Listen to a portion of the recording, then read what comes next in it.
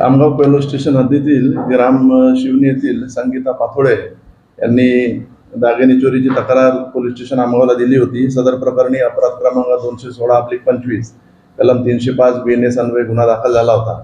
त्यांच्या घरचे सोन्या चांदीचे दागिने अलमारीतले चोरीला गेले होते.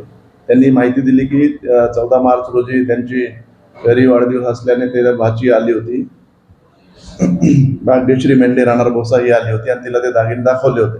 त्यामुळे तिच्यावर संशय बळावला. त्यानंतर तिला चौकशी कामी ताब्यात घेऊन विचारपूस केली असता सुरुवातीला तिने वडबावडीची उत्तरं दिली. नंतर विश्वासात घेऊन विचारपूस केली असता तिने काही दागिने चोरल्याचे कबूल केले. त्यानंतर सदर दागिने ठिकठिकाणी ठेवले.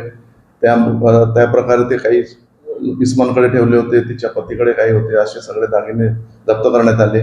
आणि नंतर काही दागिने मिळाले नव्हते. तेव्हा लक्षात आलं की तिला विचारले तेव्हा तिने सांगितलं की घरच्या तिच्या भोसा येथील शौचालय आहे, शौचालयामध्ये टाकले. त्यामुळे तिथं दीड दिवस मोहीम राबवली आणि तिथून सुद्धा दागिने जप्त करण्यात आलेले आहे.